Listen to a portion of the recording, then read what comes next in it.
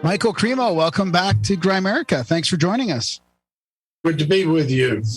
We were just talking about this. I want to start off with a big thanks to you because I didn't realize how early on in our podcast you came onto our show and you gave us a chance. You talked to us. I mean, you're an old pro. You had forbidden archaeology out, and you came on our little podcast almost 9 years ago, and gave us a chance. So we want big thanks to you for that. Well, yeah, it's just part of my policy, my personal policy, that I stay in touch with all kinds of audiences through all kinds of media, because I think everyone's got something to contribute, whether they're a big known broadcaster or a couple of guys starting a podcast. Doesn't really make any difference to me. If somebody is willing to listen to some ideas that I have, that's fine. Well, I mean, it really shows that the whole alternative history, ancient mysteries, the whole podcasting world, I mean, it's blown up really. Like we're in touch now with many people starting up podcasts still to this day and talking about all kinds of stuff. I mean, I really think you've played an integral part in changing the paradigm that we're in, really. I mean, old history, ancient history is now kind of accepted. I mean, people kind of just accept it. Things were different than we think they were back then. And I think you've played a huge part of that because of your, acceptance just to talk to everybody about this. Yeah. I mean, the title of my book is Forbidden Archaeology, with capital letters, capital F, capital A.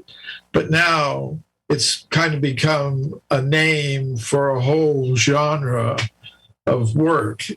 People have forbidden archaeology, small f, small a, conferences or podcast or something. So that I take that as a compliment.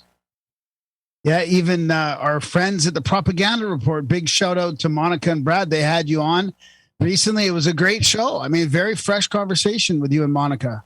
Oh yeah, Monica is great. Brad also. I really enjoyed my chat with them. They're just tumbling down the rabbit hole.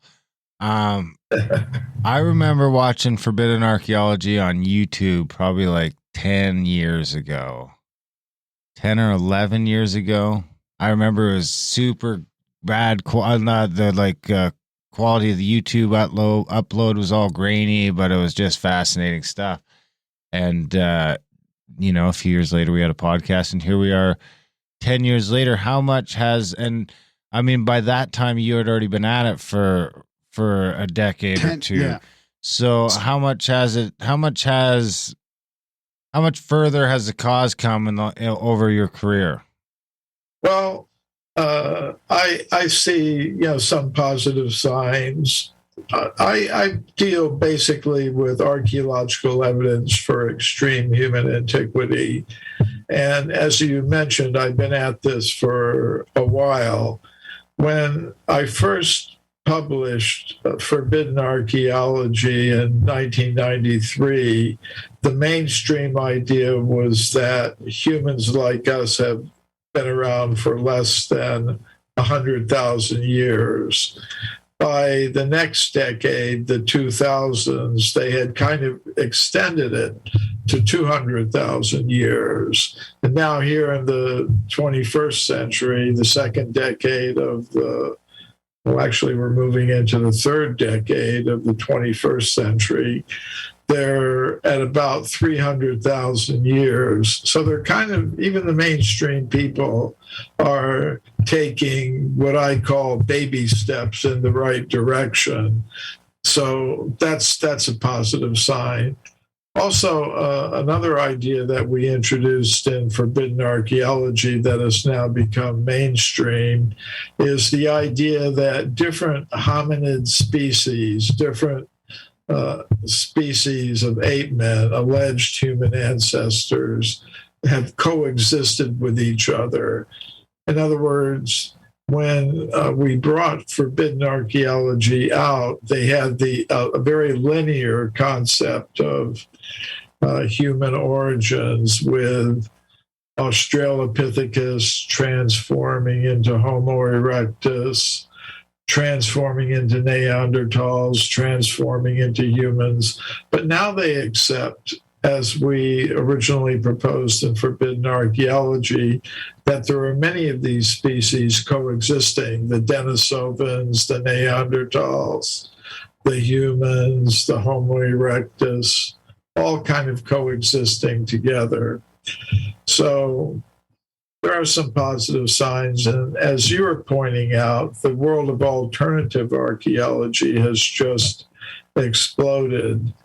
You have people like Graham Hancock, Randall Carlson, and others, stepping up and really exploring different aspects of alternative archaeology. Different researchers tend to concentrate on different areas. Many concentrate on the more recent history of civilization. They look into sites like Göbekli Tepe and Göbekli Tepe and some others, that kind of push the origin of civilization back 10 or 20,000 years. I tend to deal with the deeper history going back millions of years. That's my little playground, my little area of expertise.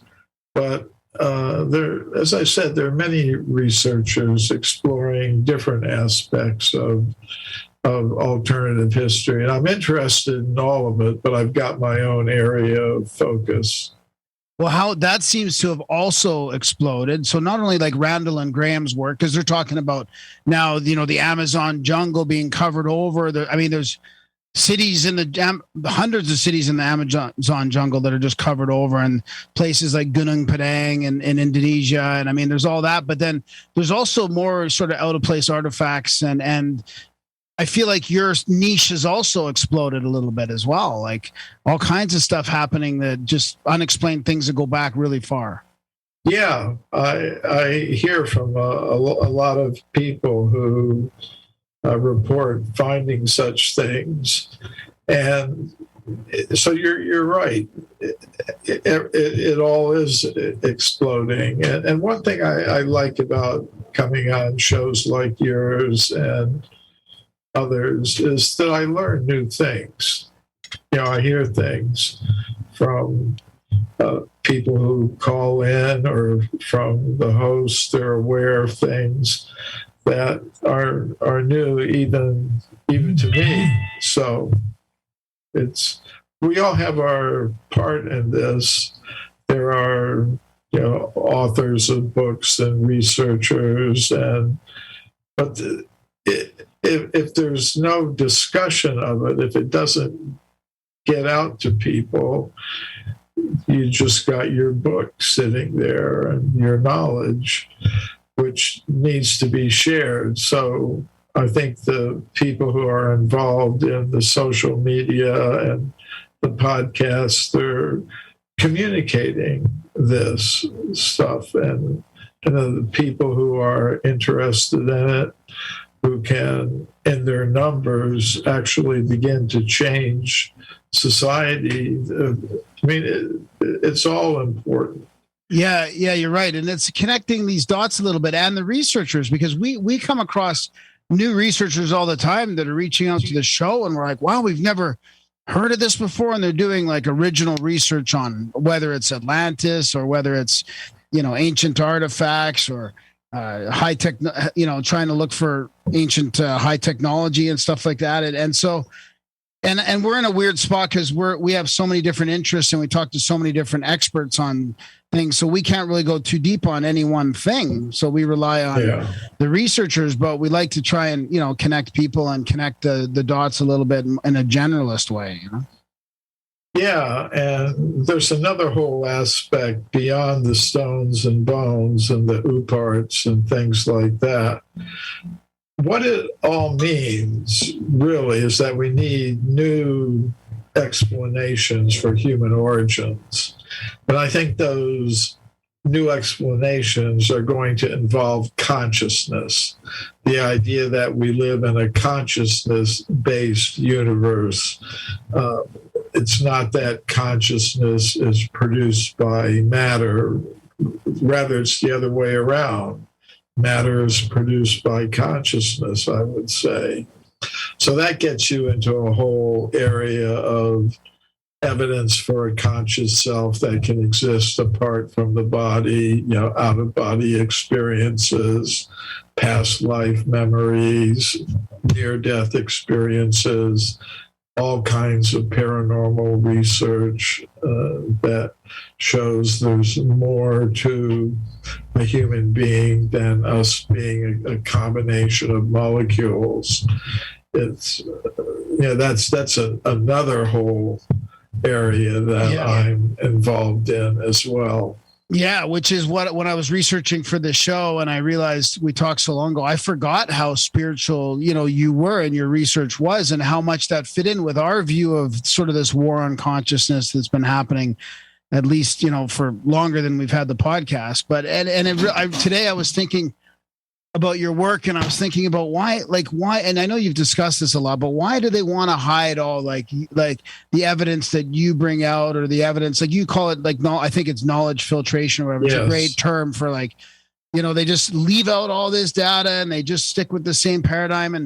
And I feel like part of it's intentional. And I started to think today, because of that exact thing, like if they acknowledge what your research shows, then it opens up this huge can of worms of consciousness and of spirituality. If the Vedas are somewhat maybe correct and all these other archaic texts have some truth to them, and then they have to admit that there could be astral realms and this extended consciousness and energy healing. And I mean, the list goes on and on and on. That kind of is all connected together. And that's partly because we just think we're, this recent sort of fast sort of evolved meat species of mechanics only, no consciousness kind of, and I feel like it's coming apart. Yeah, our whole civilization, our whole system of values and goals in life is determined by our sense of identity, and for the past several centuries, mainstream science, through its monopoly in the education systems around the world, has had the ability to define for us our identity. And basically, we're told we're machines made of matter in competition with each other for survival, individually and collectively. And it's a very materialistic sense of identity.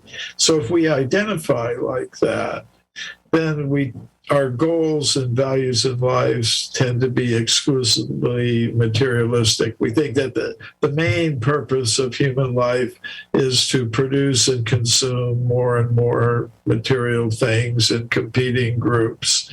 And sometimes the competition gets violent, as we see in the world today, and it's very destructive of the environment. And you get a whole host of problems arising from that sense of identity, but you also get a tremendous amount of wealth generated, which flows into certain pockets rather than others. So there's a whole system of political, financial, military, scientific, educational institutions, even religious institutions that are very much invested in keeping people in this mindset, this materialistic mindset, because they can be controlled and manipulated for the benefit of those who are running this whole system. So it's, if we had a different sense of identity that was being communicated to us through our educational and scientific institutions that were not machines made of matter in competition with each other for survival, were beings of pure consciousness. And there's no need to divide ourselves up into so many competing groups. And we can satisfy our material needs because we are, after all, in the material world at the present moment. We can satisfy our material needs in the most simple, natural, efficient, and fair and just way possible, while putting most of our human energy into developing that resource of consciousness. It would be an entirely different kind of civilization with many changes in our financial and economic and educational and scientific and political and corporate institutions.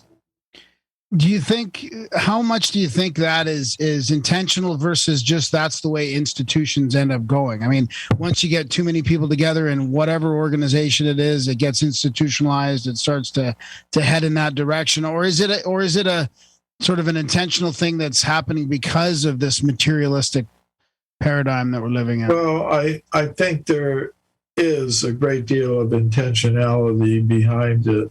If you look at the history of science and the Western world even, and it's spread from there, of course, all over the world, but our whole planet.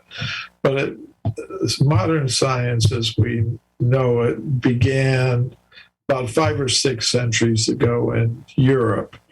And the early scientific institutions that were created at that time, like the Royal Institute in the United Kingdom and Great Britain, they deliberately made a decision that we're going to ignore anything that is involved with spirit and consciousness and mystic powers and things like that, which were very prominent in the world of science 5 or 6 centuries ago, even in Europe.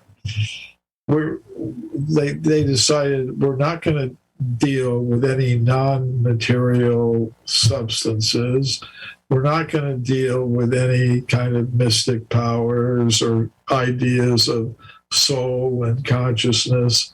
We're going to focus on ordinary matter as described in a predictable way by mathematical equations. So it was very productive for science in the sense that they increased their understanding of how to control and manipulate the chemical elements, the gross physical elements. And because of that, they were able to develop technologies which were very popular with corporations, militaries, governments, because they could give them better weapons, they could give them pharmaceuticals, they could give them all kinds of consumer products that generated huge amounts of tax revenue for the governments. And the ordinary people liked it too. You get all kind of gadgets that you can do stuff with. So it was very productive what they did, but it was at the expense of having a complete picture of reality. They just excluded so much from their picture of reality. Well, I like that you mentioned that. I mean, and I seem to think that something happened in the 19th century that really, that it wasn't quite, they hadn't really quite finished the job yet until the 19th century, like the middle to late 19th century. But where do you think that started from? Like we say 4 or 5 centuries ago, was that like a Francis Bacon type thing or more to the astronomers? And yeah, it was Francis Bacon type thing, as you say. There were philosophers that made a definite decision. We're going to exclude all these strange aspects of our world that we live in.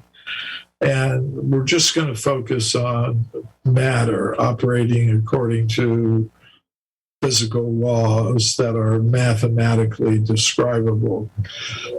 It was very productive. They dealt, but they were dealing with just a subset of our real existence, like consciousness. Yeah. They've got no explanation for it. They've been working on it for a couple of centuries now. How does consciousness come from chemicals in the brain? Haven't figured it out. They'll never figure it out because consciousness is something independent of the body and the brain. And there's a lot of scientific evidence that supports that, but it tends to be filtered out. I was just going to say that it's the same thing as physical sciences, like, you know, whether it's archaeology or geology, like there's enough science there in the mainstream but it's not enough to shift the paradigm. There's enough, you know, parapsychological science and psi science to show what you're saying, but it's not enough, you know, and that brings me back to the intention thing again. It's like they're leaving out that data till it's impossible to leave it out anymore. And then the paradigm finally shifts. Yeah, it's not a very stable situation for those who are trying to keep things the way they are. For one thing, the people in general don't accept that we're just purely material beings. Exactly. Yeah, there's been Gallup surveys done of beliefs of the American people in things like UFOs, paranormal experiences, near-death experiences, remote viewing, and things like that, deja vu, reincarnation, and huge percentages of the people accept these things, which are completely rejected by the scientific and educational institutions. And so that's not a very, and even some of their own people in their own ranks are starting to kind of break out of their straitjackets and explore some of these things. Next week, I'm going to a conference called The Science of Consciousness. Oh, yeah. It's being held in Tucson, Arizona, but it's a big event. Oh, yeah. Lots of scientists there, right? Lots of lectures. Yeah, exploring different ideas, some of which would be considered alternative and a little bit out of the current mainstream. Although there are many who attend the conference who are still sticking to the current paradigm. But at least there's a mix there. I mean, that does. I've seen that conference. I've read through all the names a few times now of all the people there, and it always sort of seemed to me. I think I told Greg about this once, Darren, and he went down to that conference. It's a pretty huge one, and it seemed to me like a pretty good mix of alternative consciousness researchers and mainstream. It seemed like one of the few sort of genres that is able to mix like that. I told you to stay in the States. You could have went. Yeah, I know. I should have just stayed in the States. Yeah. Yeah. So, I mean, would have been cheaper than $5,700. I might have to pay a fine, Michael, for coming back over the border into our communist country. We'll see how that goes. It felt very free going into your country and not very free coming back. Oh, really? Yeah. Yeah, I guess things really haven't opened up. I mean, I used to travel pretty regularly between the two countries. Yeah, they haven't Vancouver and Toronto and Manitoba, Saskatchewan, all those places. Yeah. Though I never really got out to the far eastern part of Canada, like the Nova Scotia and New Labrador, Brunswick, and New Zealand. yeah, it's pretty beautiful out there. It's nice. We could do without Quebec and Ontario, though. Oh, that's going to get you in trouble. Yeah. Oh, yeah. Well, I'm always in trouble. That's okay. I mean, ever since I started a podcast, probably before that, if I'm telling the truth. What was it that got you started way back in the day? What was it that got you sort of down this road of, because it sort of just expands. Like it seems with us anyway, it's one thing to another thing to, oh man, it's just a giant house of cards. Well, I mean, what started it for me is I got a copy of Bhagavad Gita from some Hare Krishna devotees at a Grateful Dead concert in upstate New York in about 1973. I think it was in Rochester or something. So I looked at that book. It's one of the classic spiritual texts from ancient India. And in the book, I saw some statements that human beings have been around for millions of years on this planet. And that was something completely different than I'd ever heard from my teachers in high school or university.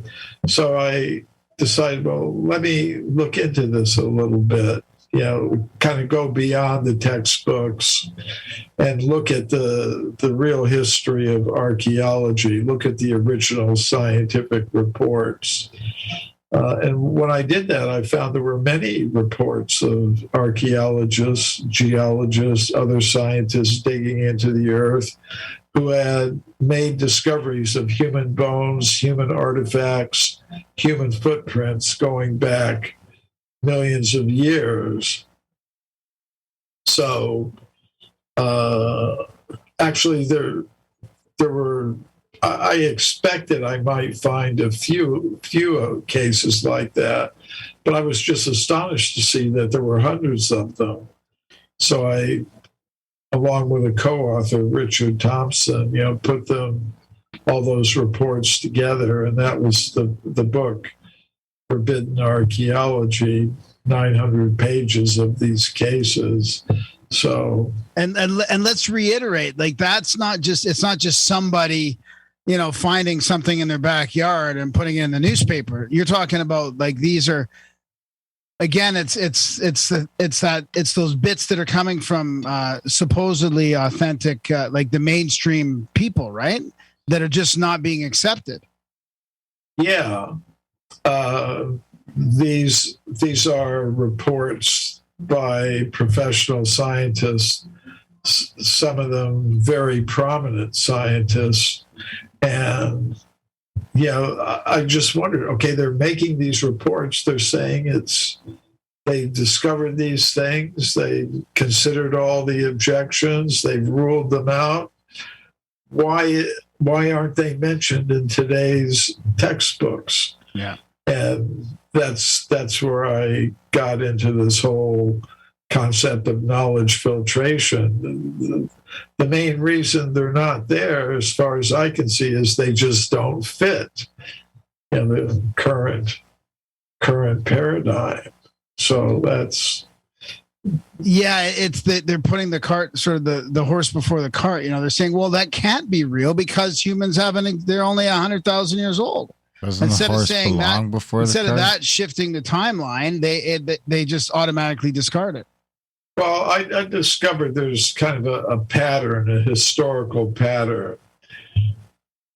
Charles Darwin published his book, The Origin of Species, in 1859 in England.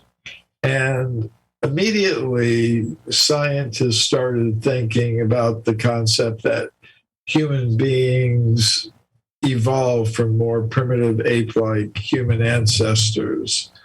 So they pretty much immediately started looking for what they call the missing link, some kind of creature that was intermediate between modern humans and ancient apes. And they were looking all over Europe. Scientists were digging, looking for the missing link. Problem was they weren't finding the missing link. They were finding evidence that humans like us existed 5 million, 10 million, 20 million years ago. And they were publishing this because at those moments in the history of science, they didn't have a timeline set in concrete. It was kind of unknown how long humans had existed. So that kind of continued through the 1860s, 1870s, 1880s, 1890s. Then they discovered in Java what they call Java man, Pithecanthropus erectus. Right. A Dutch researcher named Eugene Dubois found a very primitive ape-like skull, and next to it a femur or thigh bone that looked a little bit human. He put the two together and said, okay, we've got the Java ape man, finally, the missing link. And it was a little bit less than 1 million years old. So then they decided, okay, now we've got this. It's our missing link. We've got its date, 800,000 years. So that meant anything human had to come after that, maybe even a long ways after that. And then it became a problem. Well, what do we do with all these discoveries that were made in the 1850s, 60s, 80s, and so on? Then they disappeared. Even though the artifacts are in the museums, the scientific reports are there, they're just not mentioned. And then after that time,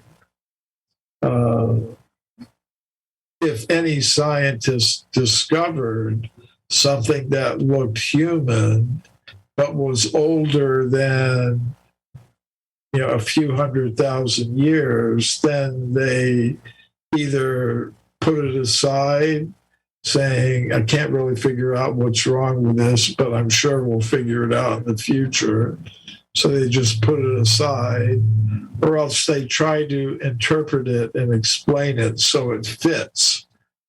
And that's a process that's going on right up to the present day. Yeah. And I'll give you an example of that.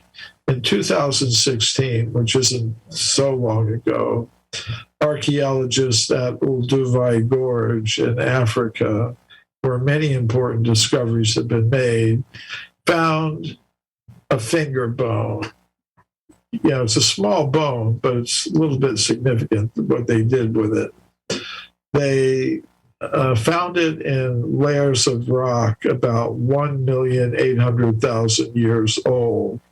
And they measured it very carefully, and they compared the measurements with the measurements of the same finger bone in different species of apes, chimpanzees, gorillas, baboons.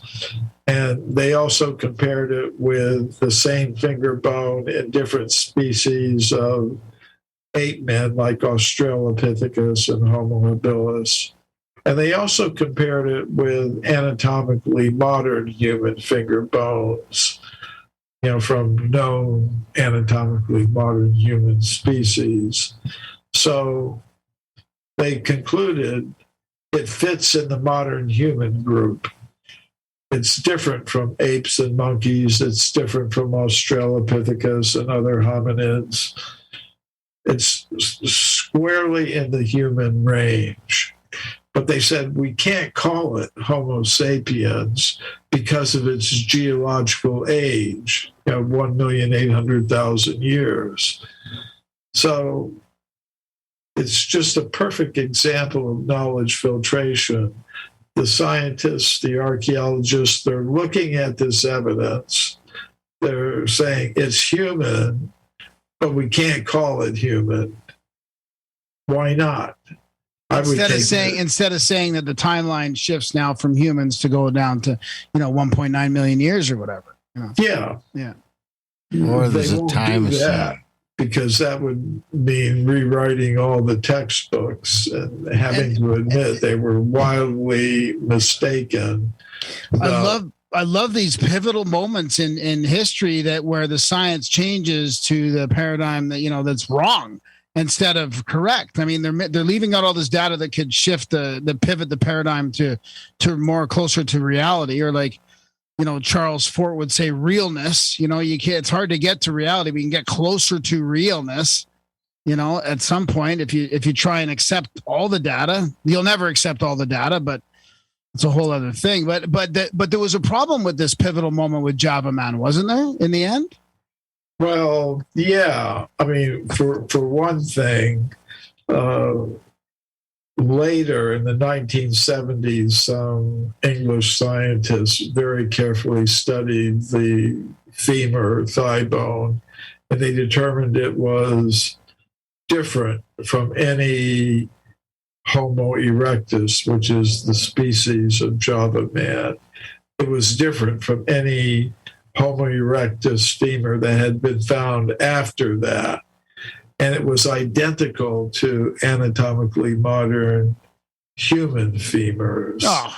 Identical.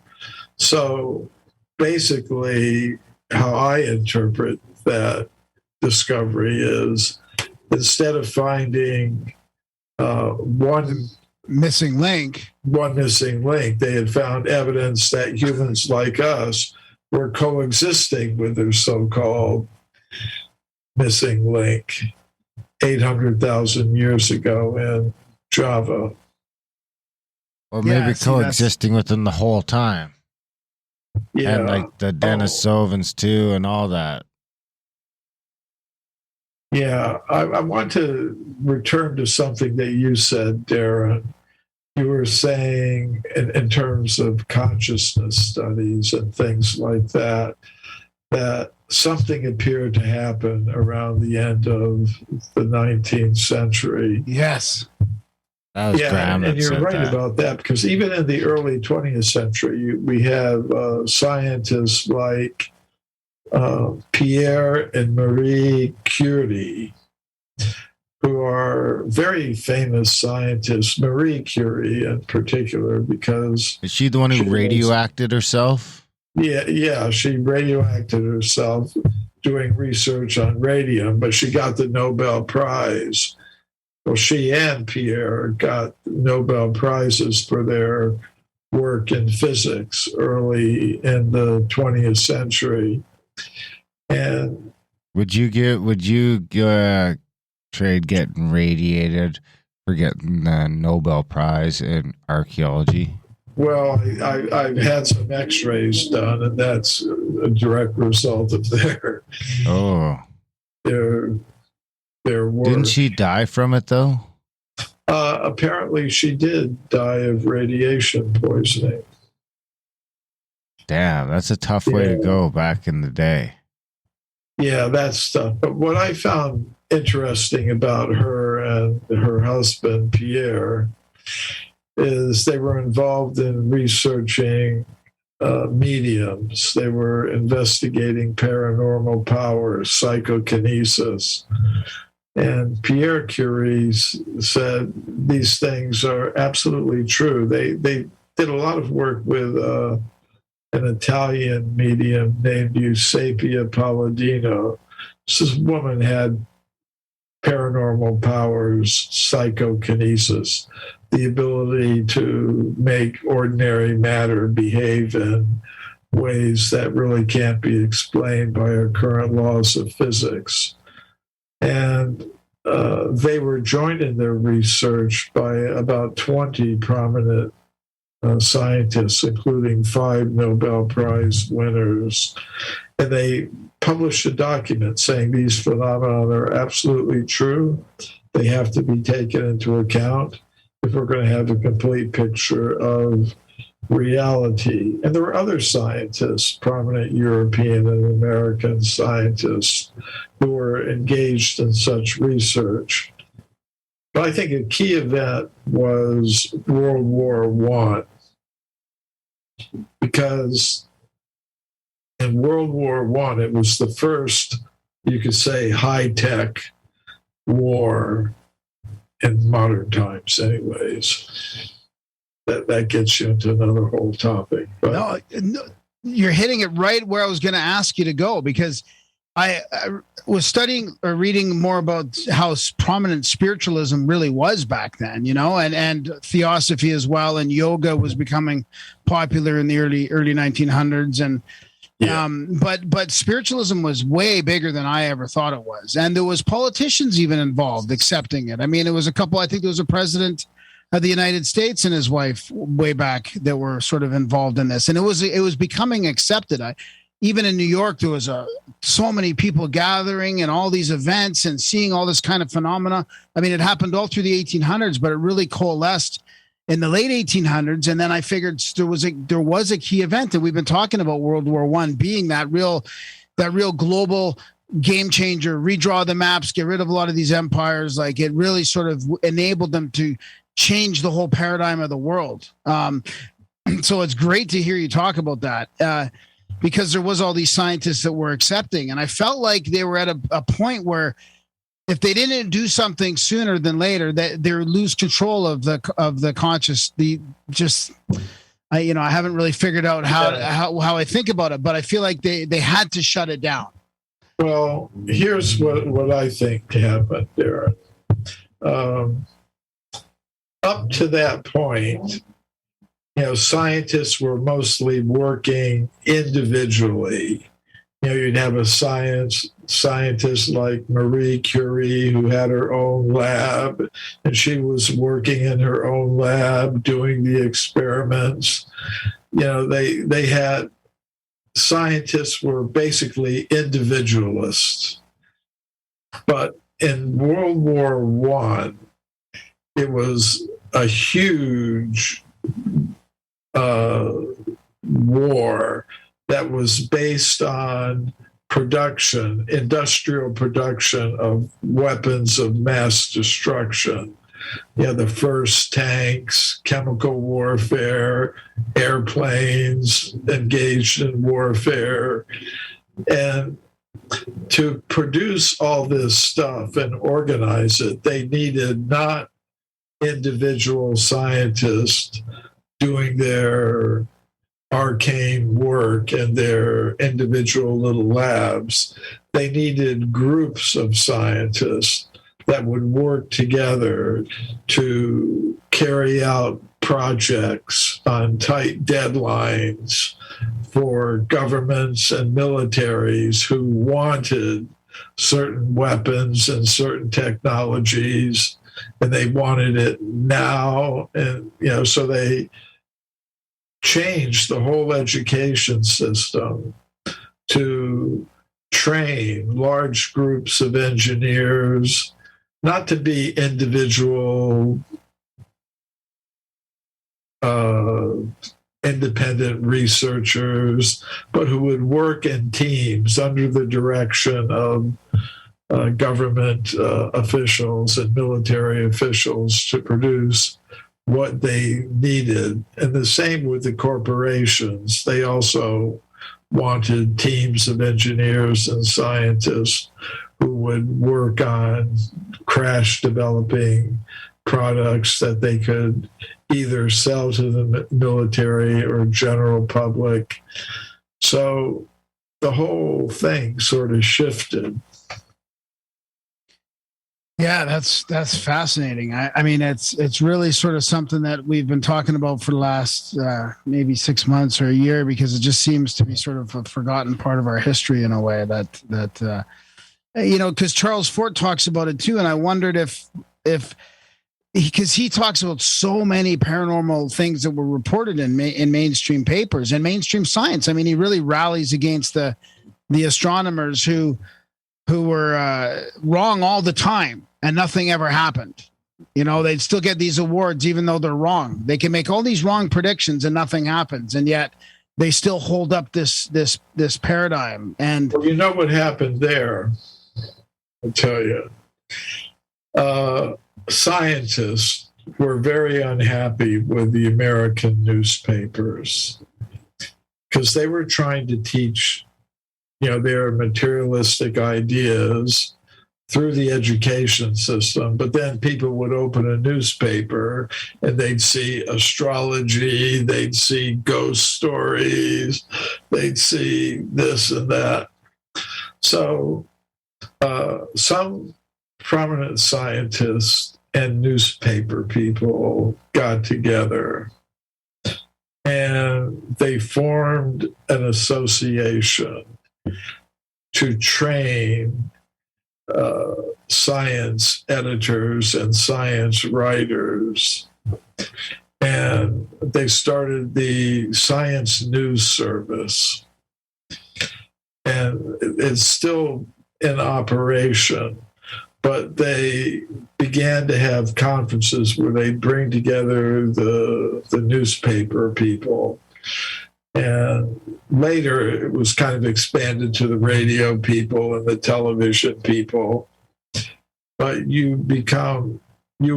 they established a training system so they could get the media under control, the newspapers. So you'd have trained science writers who would be given access to universities and scientists, and if they were properly trained and agreed to follow those directions. And in that way, they gradually got out of at least the mainstream, I guess you'd call it the high class newspapers like the New York Times and the Washington Post and Philadelphia Examiner and whatever. At least they got all the what they call junk out of those mainstream media, who became their mouthpiece, you could say. Wow, that's interesting. When do you think that was? Like early 1900s or? Yeah, early 1900s. Yeah, early 1900s. It started. It always boggles my mind that they were fighting against this materialism further back than I thought. Like there was a lot of researchers back then that were fighting against the church and its dogma and scientism. I mean, they were worried about that way back then. Well, it's kind of a similar situation today. Yeah, it's kind of way worse today, really. I mean, scientism has become a religion, I would say. I mean, they've really sort of built I think what you're talking about is them building that infrastructure and that foundation to be able to carry that forward for 100 years. Yeah. I mean, so there is a kind of deliberate aspect to this. Do you think, Darren, do you have any follow-ups on that at all, on that sort of theme or that kind of questions, Darren? Well, I do. And I think it has something to do with changing our educational system a little bit. In countries that consider themselves democratic, we like to say that we want freedom of thought and freedom of expression, and we want to hear not just what one party says or what one media outlet says. We want to hear them all. I mean, assuming that they're not engaged in something really terrible or whatever. But what's happened in our education system in terms of science is the group that is now the majority in the scientific world has managed to convince governments to give them a monopoly in the education systems. So even though that in the real world of science, there are minority groups of scientists who have alternative ideas, alternatives to the main paradigm, they're simply not mentioned because those who are supporters of the dominant paradigm have convinced governments to keep the others out. And normally we wouldn't tolerate that in our democracy. Say in the United States, you could say, well, we're a majority Christian country. Therefore, our textbooks, when they talk about the history of the United States, they should only mention Christianity, not Judaism, not Islam, not Buddhism, not Native American spiritual traditions, just Christianity. Well, people wouldn't tolerate that. They would say, no. You have to give attention to all of them, because they're all part of America. But somehow with science, we're kind of tolerating the government giving a monopoly to one group within science at the expense of all the others. So people have a lot on their minds these days. They've got economic problems, they've got COVID, they've got wars in Europe. I am the science. But I think one of these days, people are going to wake up to the fact that their education system has been hijacked, basically, by, and admittedly, probably a majority group within science. But it's like in a parliament. Just because a party is small doesn't mean it has no right to speak and present its program to the people. And who knows, maybe someday it'll be in the majority. That's happened very often in the world of science. Like Darwin, when he started, he was in the minority. But a couple centuries later, his followers are in the majority. And there's minorities of other scientists who are promoting different ideas.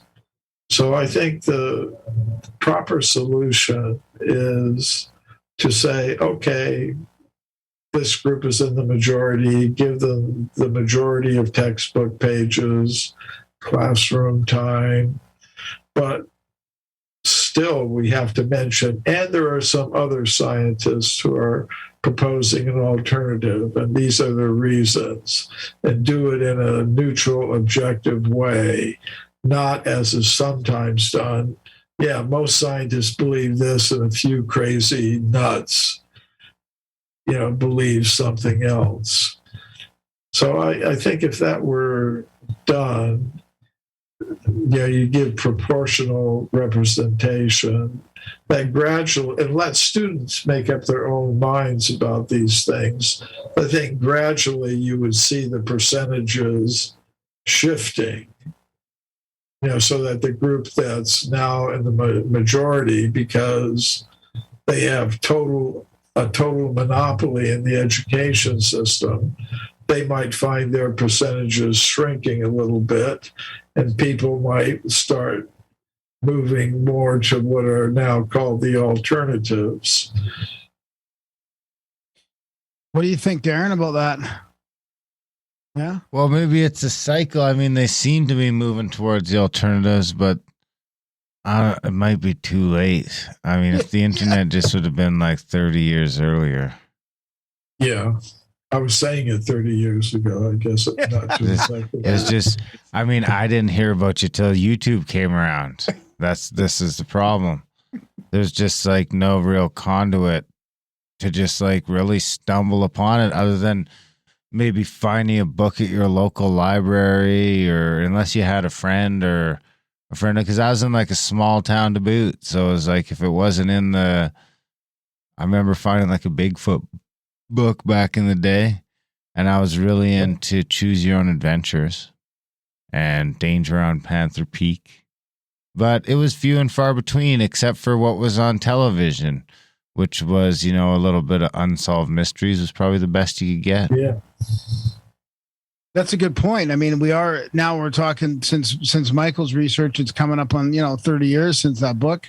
Next year, it'll be 30 years. I mean, it really, do you have hope now that we have seen a big change in the last 30 years? I mean, with the internet, like you can't just, it's harder to corral that, I know the education system needs what you say. I totally agree with that. But beyond that, can they even, keep a hold of their paradigm with the internet as it is? Well, there does seem to be some attempt by whatever powers are interested in these things to establish some kind of control over the content that comes through the internet. And I guess that's going to be a big issue going forward. Do you feel like there's do you think they'll be successful? I do feel like it's a race to that point where can they control it all, or is it going to get out of control? Well, ideas tend to circulate somehow in society.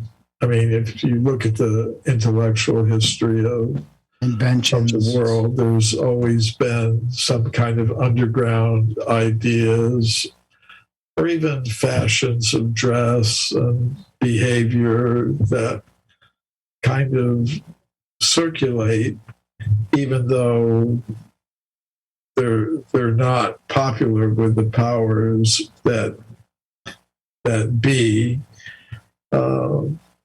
And there was an interesting book that was written by a French author called Democracy in America. It was written by a 19th century French author whose name slips me right at the moment, but he observed that America has a way of enforcing belief that is even more effective than the tyrannical monarchies of Europe, where you have a king, laying down the law and enforcing it on people. So in America, everything is done by public opinion, and it's much more effective than top-down stuff, where everybody around you, your neighbors, everybody, they more or less enforce a kind of conformity on you that you're afraid of breaking out of.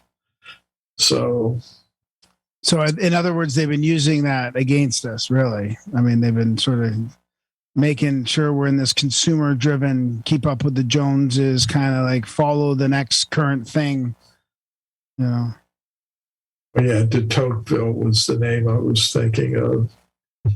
De Tocqueville's Democracy in America. Tocqueville's? De Tocqueville. De Tocqueville? Okay. Yeah, Tocquevilless.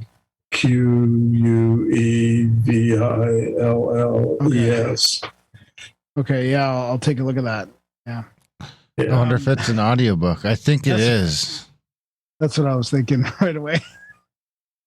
We've been doing lots of old audiobooks, Michael. So it's been like all these old ones from the 1900s, and we're putting them in audio, and it's going really well so far. So sometimes there's these hidden gems like that people don't know about, that we can get on audio. So.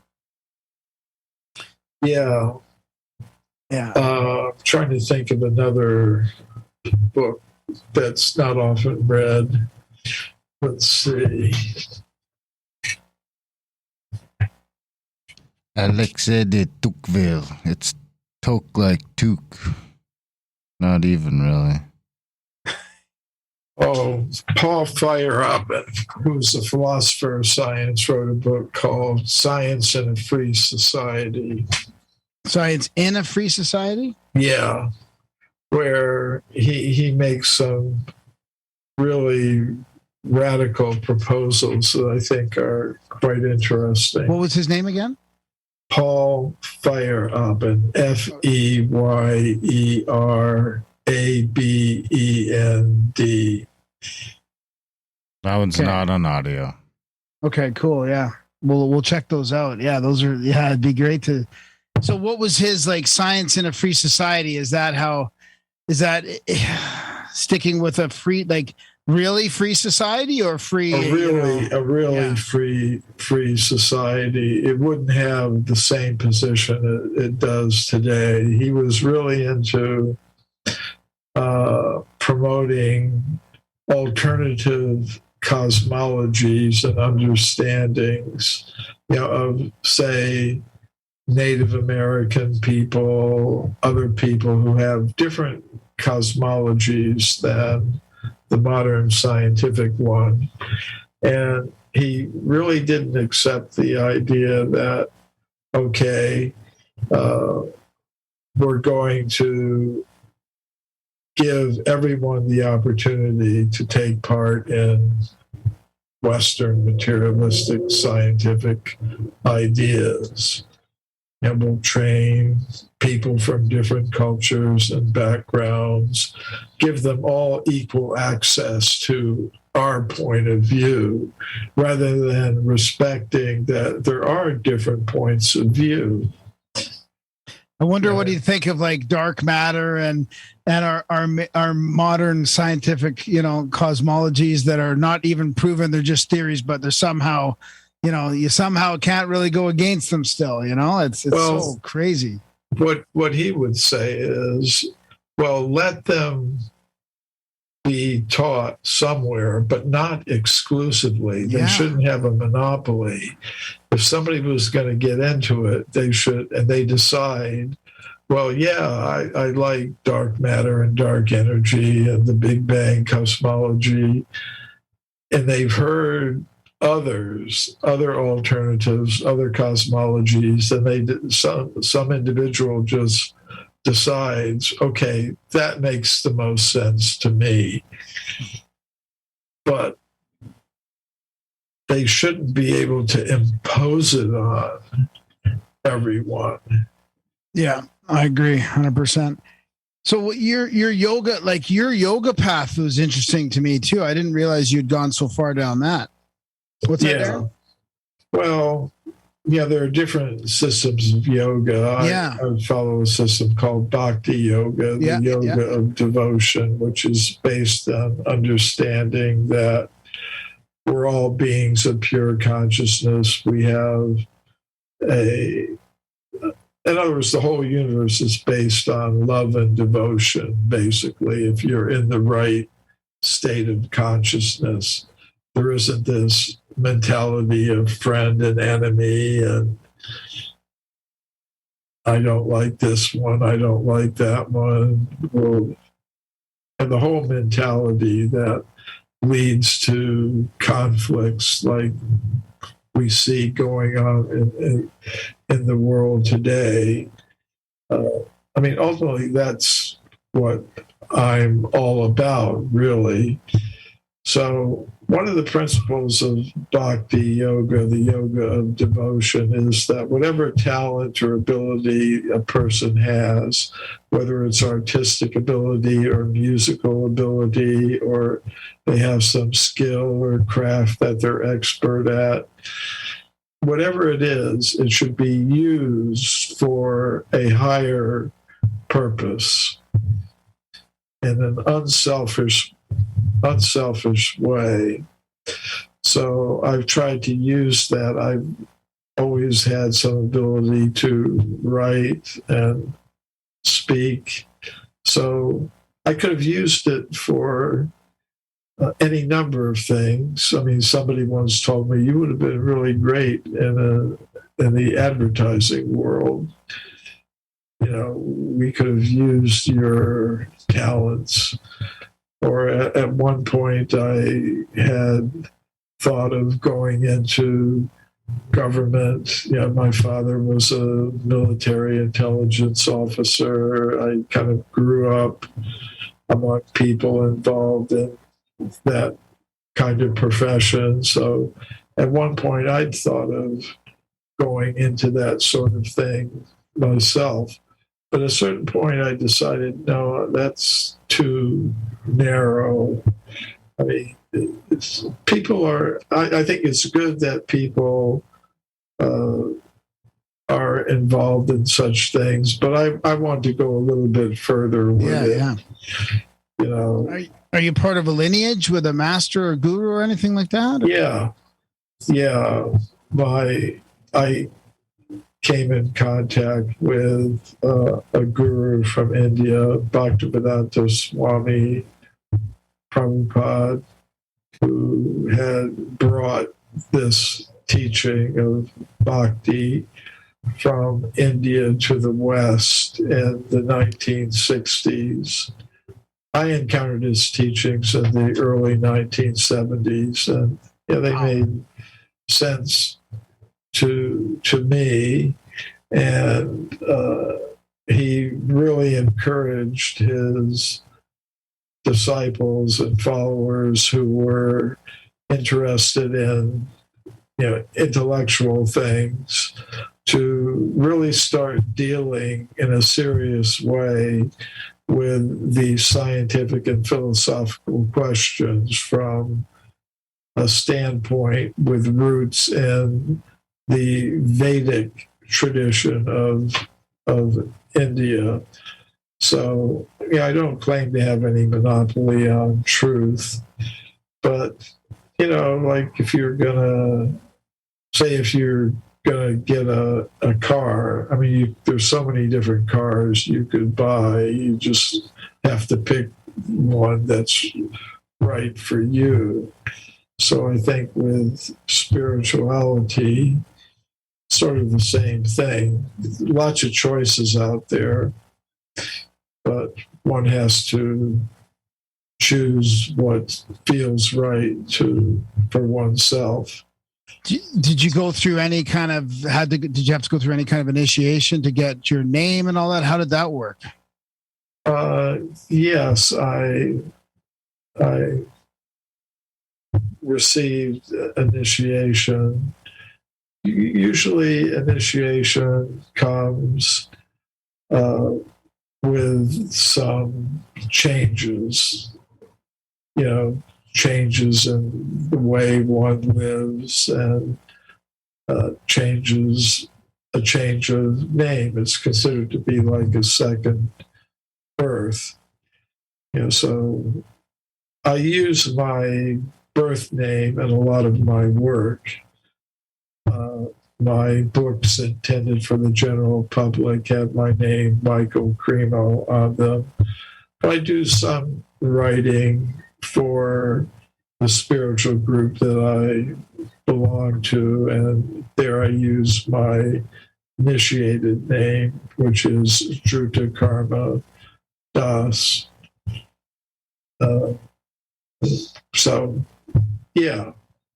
The initiations are there. And generally at initiation, one promises to perform certain spiritual activities. Like I committed at the time of initiation to meditate on the Hare Krishna mantra a certain number of times for a certain amount of time each day, usually a couple of hours in the morning. And I find that exercise, that discipline, kind of keeps me focused, keeps my priorities in proper relationship to each other. And it keeps me focused on what I'm actually doing and why I'm doing it. Because, I mean, the tendency is to do things for selfish reasons at the expense of other people.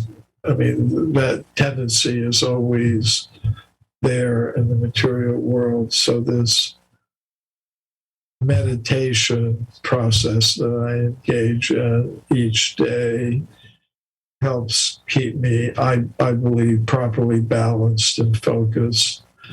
And another thing I promised at initiation was to eat in a way that caused less karma and less violence.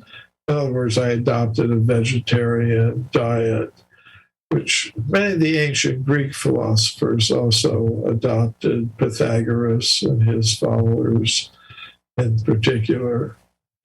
And, so.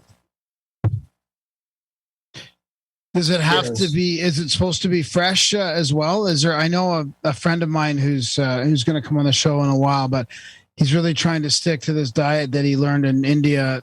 That's very I can't remember what it's called now, but it's I think it's vegetarian like that, but also very fresh. Like has to be kind of made that day. Like you're not supposed to be eating stuff from the cupboard, and it seems.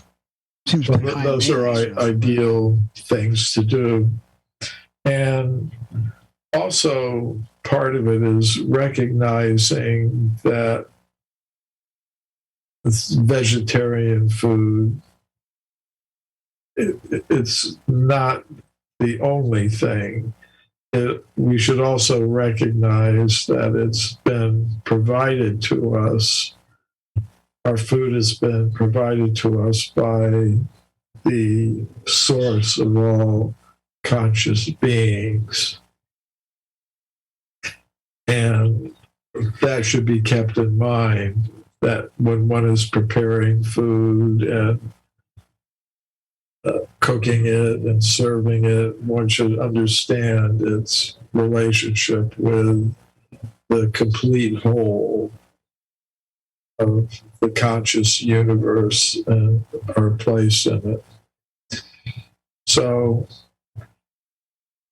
I mean, that's a very, very deep topic, because according to the laws of karma, if a society is engaged in killing animals to eat them, that's going to come back in some fashion or other on that society. Of course, that's a very deep understanding. And what about, so how do you, I see, one thing I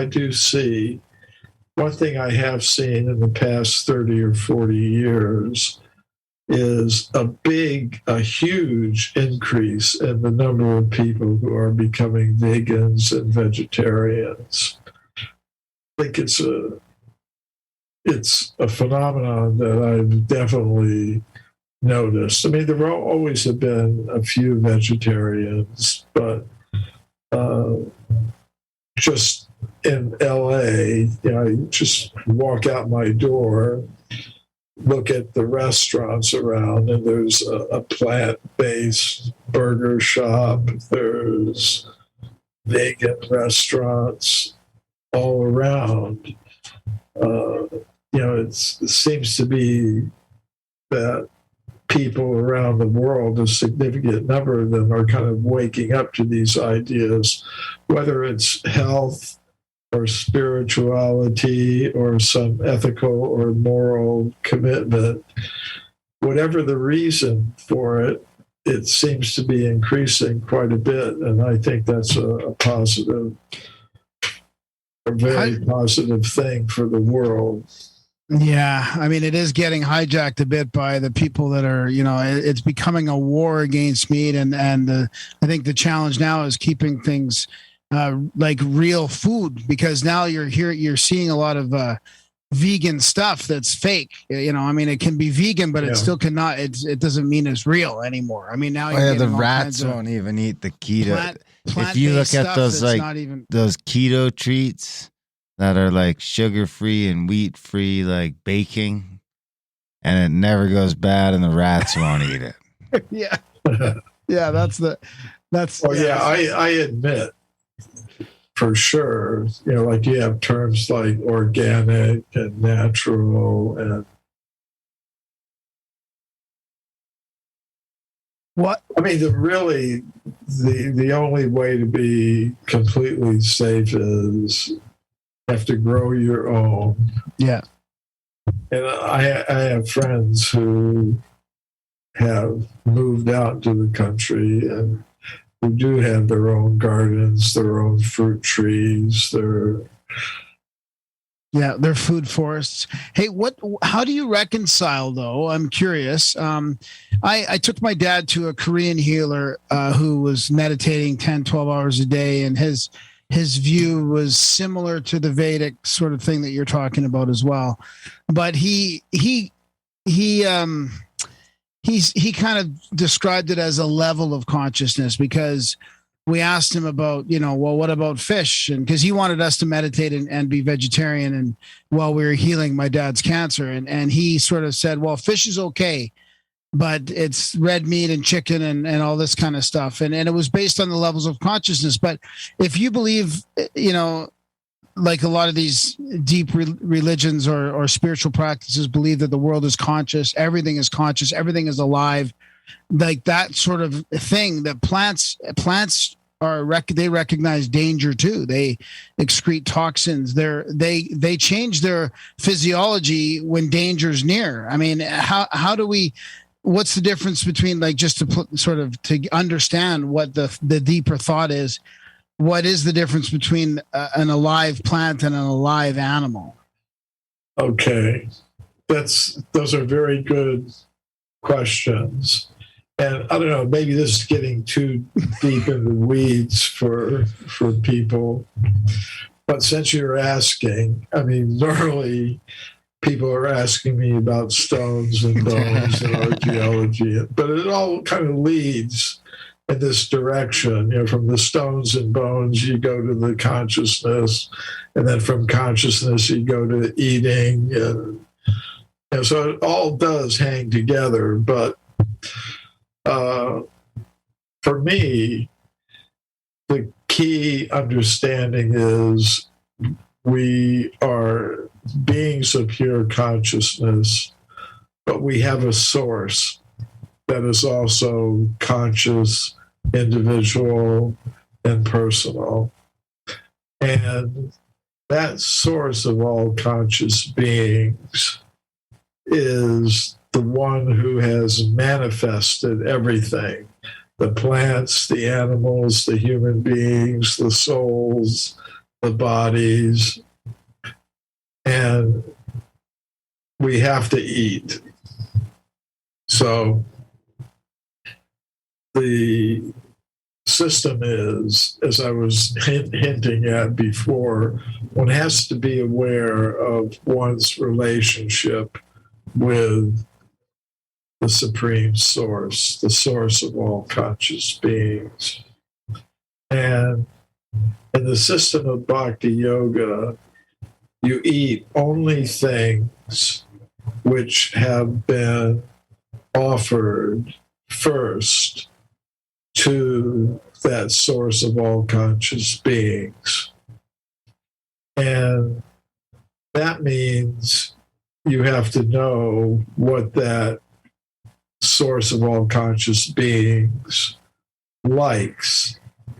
Like if you're preparing a meal for someone that you love, generally you're attentive to what that person likes to eat. You wouldn't give them something that they don't want to eat. So according to the teachings of Bhakti Yoga, the source likes vegetarian things. So before I eat anything, in my mind at least, or if I'm in a temple situation or an ashram situation, I might even have a little altar or something where I offer what I'm going to eat. to first, before I eat it, offer it to the source. And by doing that, any of the karma, even, because like you said, in some cases, if you're eating plant food, sometimes you don't have to kill the plant, but in some cases you do. Like if you have a tomato vine, you can pick a tomato off of it without killing the whole plant.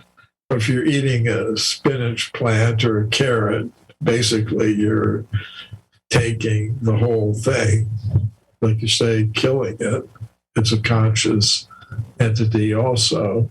Boil it in water.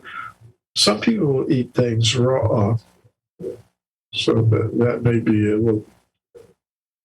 little bit different. I think I'd rather be cooked if I had to be eaten.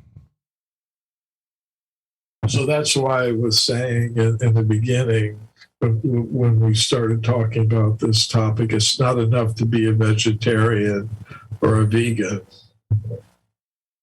One has to appreciate the complete whole of existence, which involves the source of all conscious beings, all the conscious beings.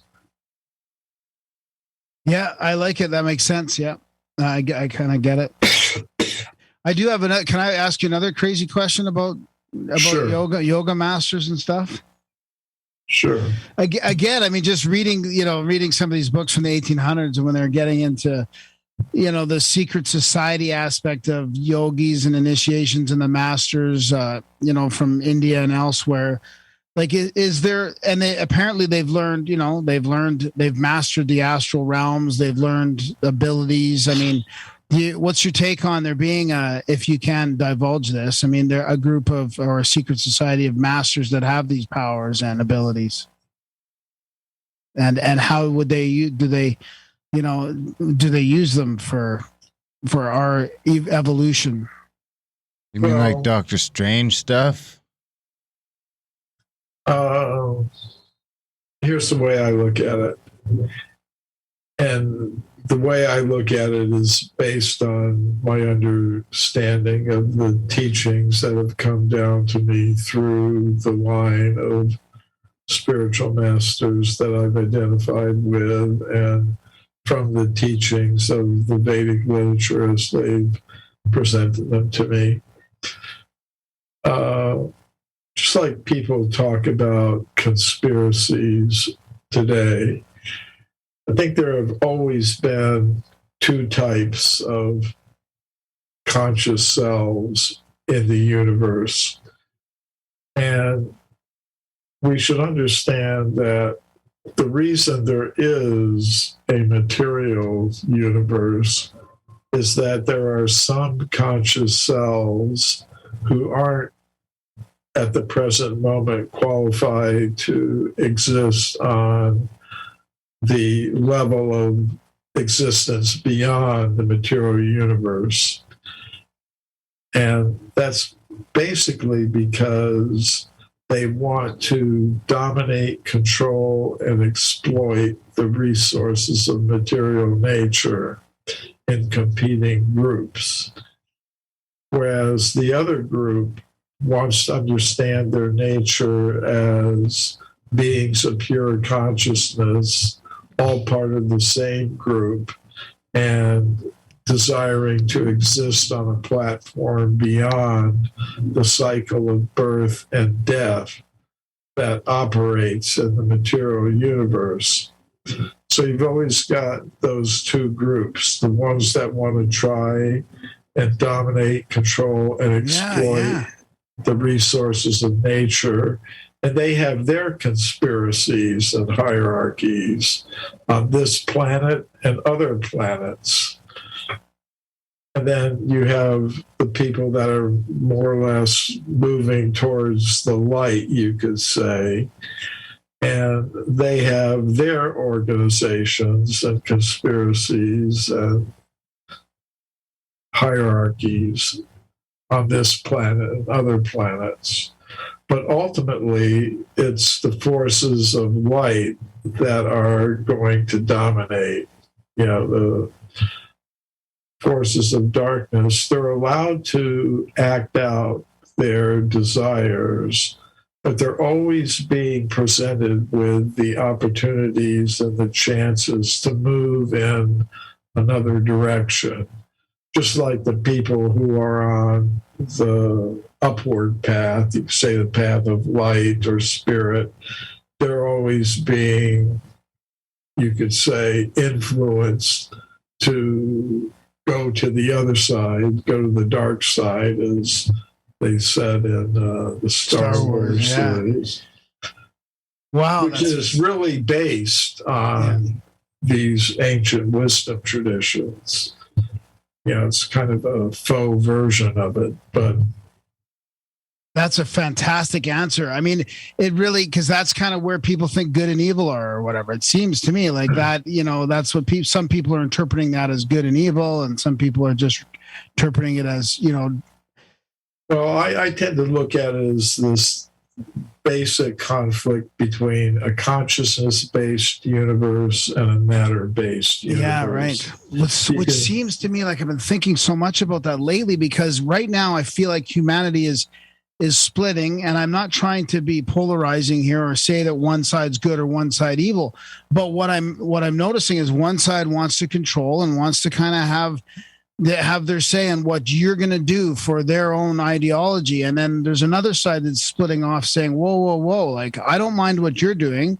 I want to be free. And I'm, we're okay with whatever you do. Just don't bother other people. Like we want to be free. I feel like there's a real split happening now in society. And I don't want it to sound like good or evil, but it seems to be based on control.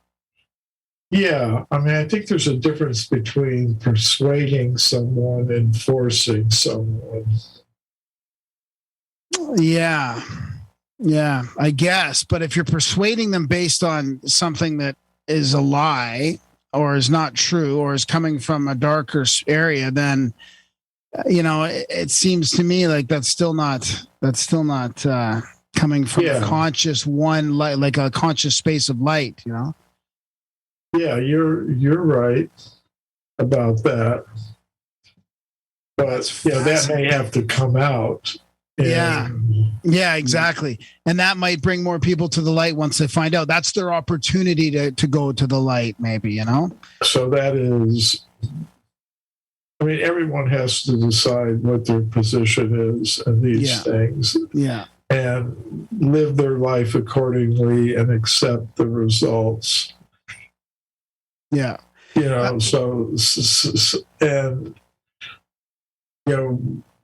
I didn't start out in this way. I'd have to say I began this present life.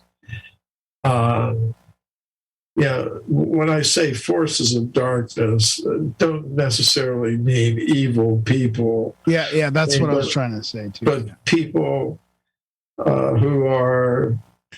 who have been educated or raised or influenced, whatever, by our family structure, our politics, to just kind of go in a certain direction. They may even be pious in the sense that they're good people, but they're still tied to the world of matter.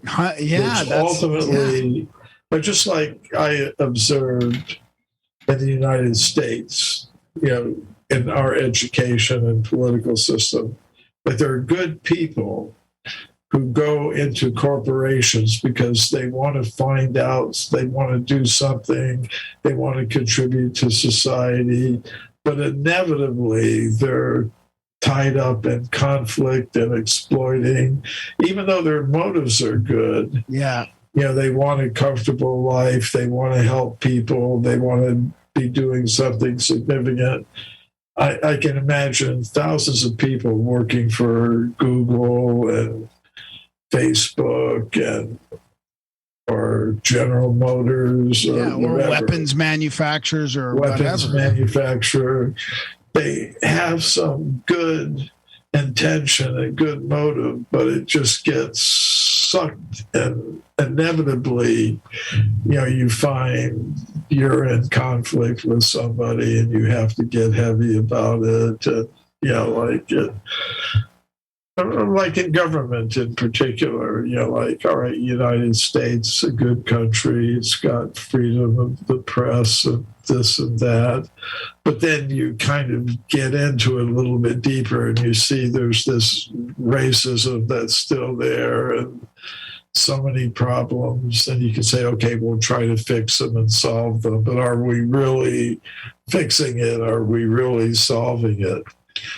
So I would say I was kind of on that path, and I got drawn to a more spiritual path because I could see it offered the best chance for real change.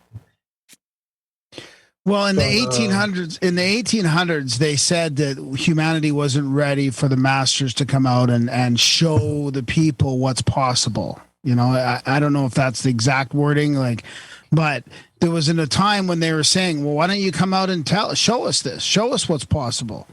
And they said, you're not ready, and maybe you'll never be ready. I mean, are we ready? Like, could the masters come out and say, wake everybody up? I mean, I'm not looking for we're less ready. I'm not looking for salvation and divine intervention to save us, but I mean, we're less ready than we were then. Well, we've regressed. Or there's more people that are maybe more ready, but there's also more people that are less ready. Exactly. Well, actually, again, this may be getting into the weeds a little bit, but according to I love the weeds. Vedic tradition that I follow, time goes in cycles, and in the cycle of ages, the cycle of yugas, it begins, just like the seasons of the year. You get spring, summer, fall, winter. Then it comes another spring. Winter is not very pleasant in some places, but eventually there'll be another spring, another summer, another fall. So there's a cycle of 4 ages according to the Vedic cosmology. It begins with the Satya Yuga, which is the age of truth and peace and spirituality. And then in the next stage, the Treta Yuga, things begin to deteriorate a little bit. And then the Dwapara Yuga, they deteriorate even more, and you start getting conflict and wars in society. And then finally you come to the Kali Yuga, which is the age we're in now, which is a time of ever increasing social and environmental disturbance. But during a 10,000 year period in this age, which has really just begun, and it's going to go on for about 400,000 more years. In the beginning of it, there's a 10,000 year period where people will have the opportunity to become enlightened.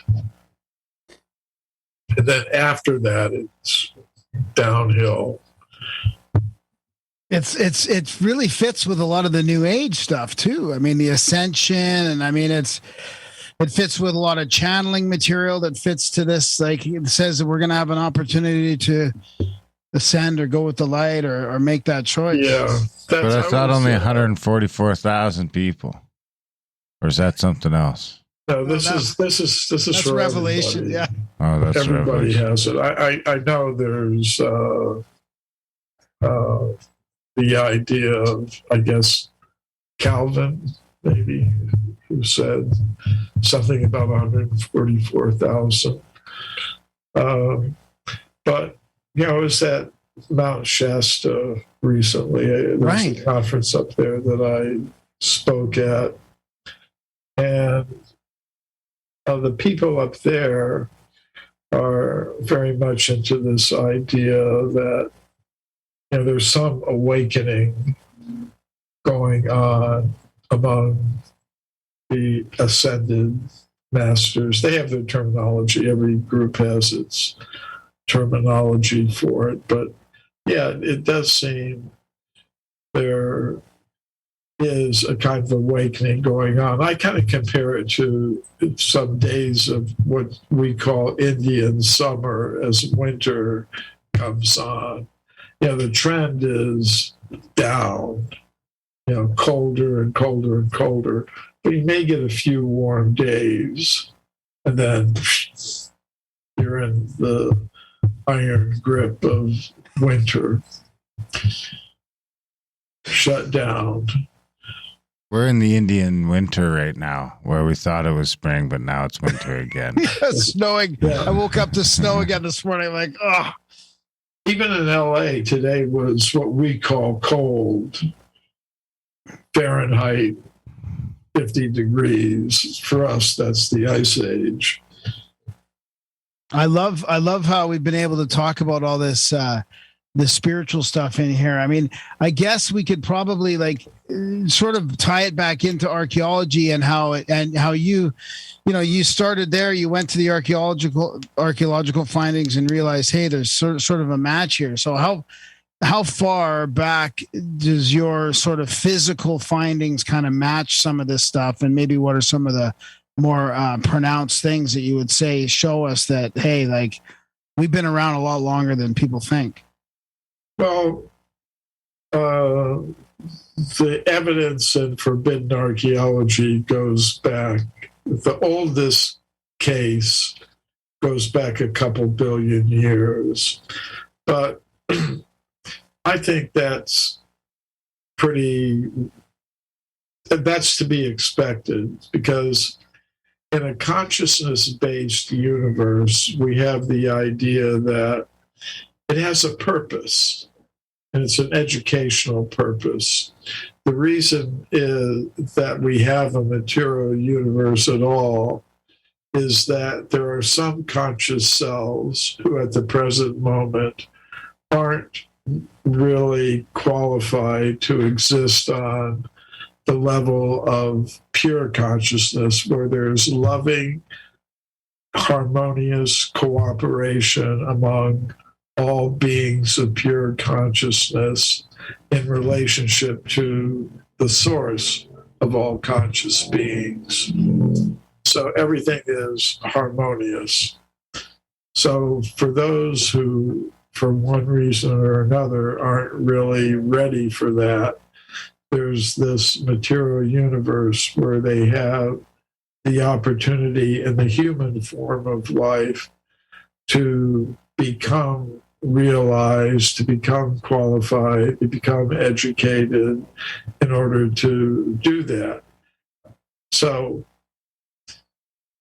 it makes sense to me that because this goal is achieved in the human form of life, the human form of life should always have been available to conscious selves in this material universe. It's like when we make a space station. Scientists, they send up all the parts of the space station and they're assembled together. They don't just leave it up there and then hope that somehow or other the chemicals in that space station will combine together to form some first living thing that will evolve into astronauts. No, they put the space station up there and then the astronauts go up because it was built for that purpose. So I don't think that the universe was manifested and we just waited for billions and trillions of years for human beings to somehow or other accidentally appear. I think the universe was made for us, and therefore we've been around since the beginning. That's fascinating. Do you think your book, like your original book back in the 90s, did that stand the test of time? I mean, has it stood well up to scrutiny over the years, or is there anything you think would have changed, or what are you doing Are you doing anything next for that on that type of topic? Yeah, I'm working on a follow-up book to Forbidden Archaeology, but the basic picture hasn't changed, but new cases came to my attention and further information about some of the things that I wrote. So that's what I'm working on at the present moment. But, in terms of the printing industry, there are supply chain problems with obtaining paper for printing and things like that, from particular companies, been some holdups, but hopefully they'll be overcome soon and that book will be out. But yeah, so I'm always working on something. Is your sense that there's a whole bunch more evidence out there and it's still kind of flooding in? I mean, is your sense, because, at first I thought, oh, they might find a couple things, but now the more I kind of learn about all this stuff, I feel like it's going to just continue. There's so much more to find. Yeah, and more people are looking. Like what you would expect if there really is it buried in the earth evidence for extreme human antiquity. What you should expect is that professional people should be finding it, but because of this process of knowledge filtration, they either put it aside so nobody hears about it, or they adjust it so it fits within the paradigm. And I can show all those things are happening. And then we should also expect that people other than professional scientists are also finding this evidence. And it may not be appearing in the scientific publications, but they may have a website or something that they're communicating about it. And we do see that also going on. And so I see that this evidence continues to be discovered by professional scientists and also by ordinary people as well. And sometimes they write to me and share their pictures and things like that. And I try to encourage them to put it out there. It's. Do you have any hope for new technology like ground penetrating radar or LiDAR and drones and just more aerial footage as well? Like, you think that'll help bring some of this stuff forward? Well, there is a whole community of Google Earth researchers operating. And when they get in touch with me, I encourage them to also try to physically verify what they have seen with Google Earth, whether it's some underwater anomaly or some anomaly on dry land. I kind of encourage them to try to verify it physically as well. Maybe that's because of the kinds of audiences that I deal with. I'm kind of concerned with a lot of different audiences, but one of them is the audience of professional scientists who also make use of these same technologies in their work. But in order to be persuasive for that group in particular, it's good to have some physical verification of what you've identified on Google Earth or from some other satellite source. But I've encountered researchers who have use such technologies to explore the alignments of these different architectural features around the world. And that can be interesting because many of them are lined up according to the four cardinal directions: north, south, east, and west. And over time, the North Pole has shifted.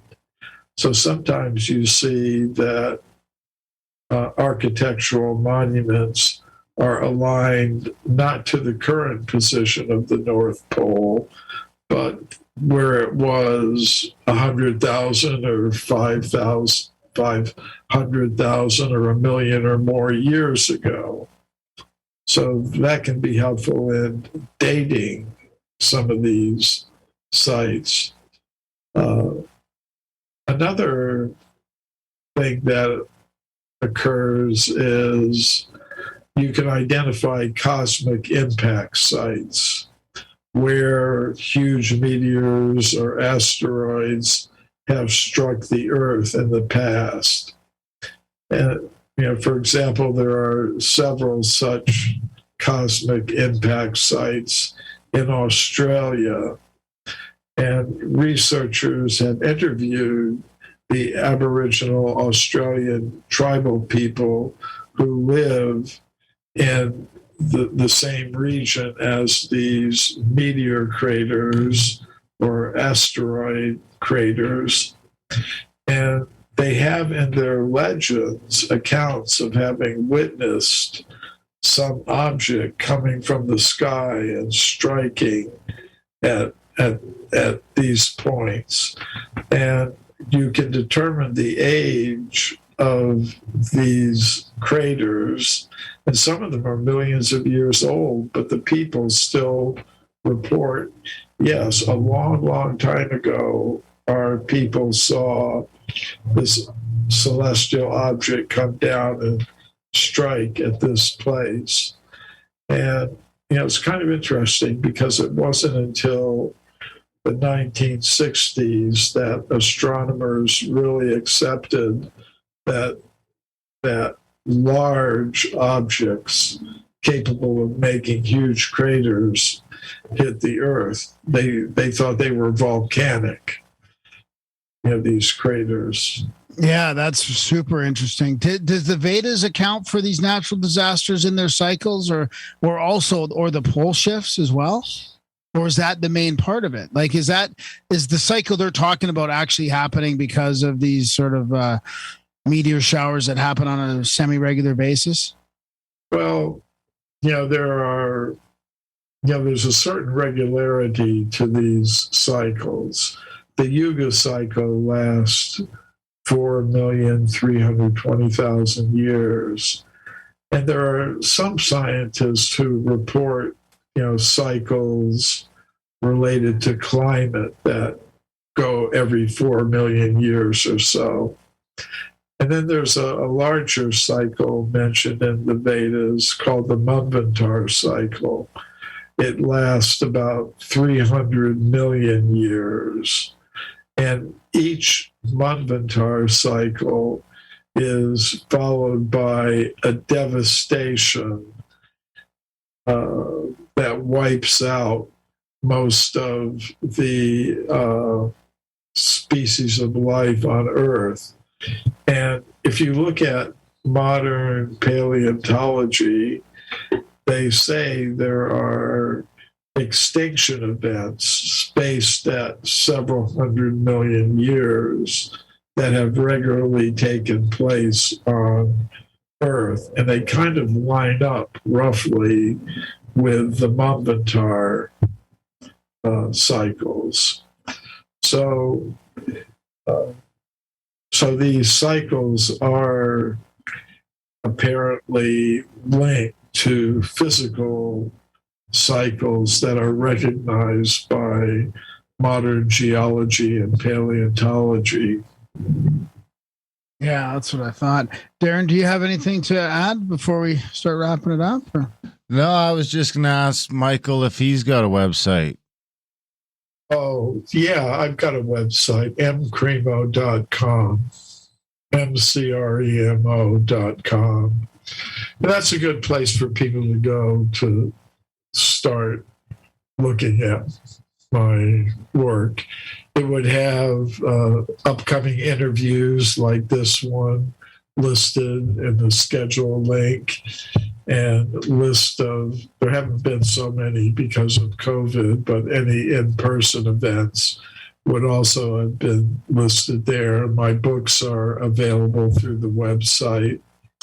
So yeah, mcremo.com. And actually we have an offer now. If people order from my website, not Amazon, but directly from my website, if they get a copy of my most recent book, My Science, My Religion, they'll also have the opportunity, if they want to, receive a complimentary, a free copy of Bhagavad Gita, which is one of the spiritual texts of India that have inspired my work. Wow, that's fantastic. And I think you're on Twitter as well once in a while. Yeah, I have a Facebook page, Michael Cremo. It's really me. A Twitter occasionally. I should probably do more with that. So yeah, those things are there. Right on. Well, hopefully we get a chance to bump into you at a conference or something down the road. Maybe if things start moving towards the light sooner than later. And this has been a blast. I really appreciate your honest, fresh answers to some of these crazy questions. And yeah, just going all over the place. Yeah. Well, it's good to be with you, Graham and Darren on Grimerica. I guess that comes from you, Darren. Yeah, I guess that's my fault. Yeah. Yeah. Thanks a lot, Michael. Yeah, we'll have to do it. Okay. We won't wait 9 years to do this again. Okay. Yeah. It's been fun. Thanks, buddy. Okay. Ciao for now. Ciao. See ya.